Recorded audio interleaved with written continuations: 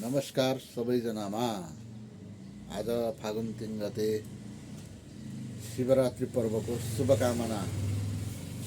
हाम्रो देशमा चुनावको माहौल बढिरहेको बेलामा सानो दुई शब्द बोल्दैछु।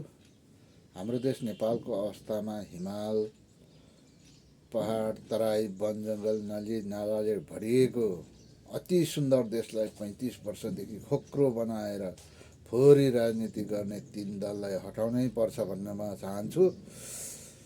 सम्पूर्ण देशवासीहरूलाई, भोटरहरूलाई मत बदल्न अनुरोध गर्दछु। हाम्रो देशमा धेरै कल कारखानाहरू बन्द गराएर राजनीति गर्ने नेतालाई के भन्ने? उद्योग धन्दा बन्द गराएर 30-35 हजार व्यक्तिलाई बेरोजगार बनाएको तपाईहरुले देख्नुभएको होला। नेपाललाई छिमेकी राष्ट्रहरूले बनाइदिएको उद्योग जस्तै गोरखकाली रबर टायर उद्योग खै, जसले विश्वलाई टक्कर दिने रहेछ।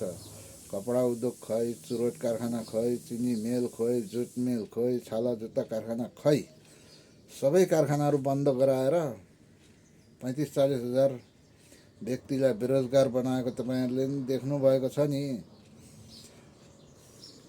यत्रो त्यसैले तीन दललाई भोट नदेऊ भन्न चाहन्छु। म मत बदल्न अनुरोध गर्दछु। तीन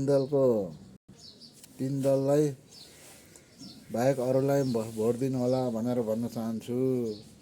अब युवाहरू बेरोजगारी भए युवाहरू पढेर कहाँ जाने? विदेश। पुरै देश वृद्धालय भइसक्यो। नेपालको कृषिमा काम गर्ने अनुदान छैन। नेताका मान्छेलाई अनुदान, कृषक चाहिँ अनुदान पाउँदैनन्। कृषक त्यसै मर्ने, अनि त्यो उत्पादन खेर जाने। अब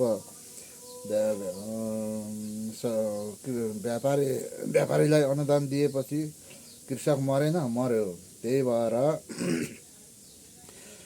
नेताले पुस्तौँको लागि आय आर्जन गर्ने, भ्रष्टाचार गर्ने यस्ता नेताहरूलाई एकदम यसपालि चाहिँ भोट नदिनु होला।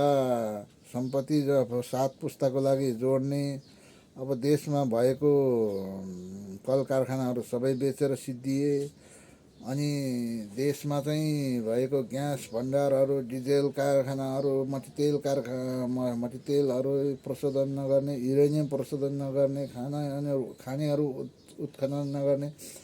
नेपालमा तामा खानी छ, फलाम खानी छ, प्रशस्त निकालेर विद्युतहरू निकालेर अहिले भर्खर विद्युतहरू निकाल्न थालेको छ अलिअलि।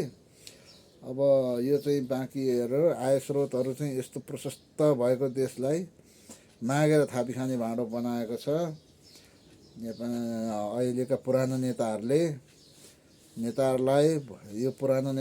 भोट नदिनु होला। नमस्कार। मेरो 2 शब्द यहीँ टुङ्गाउँछु।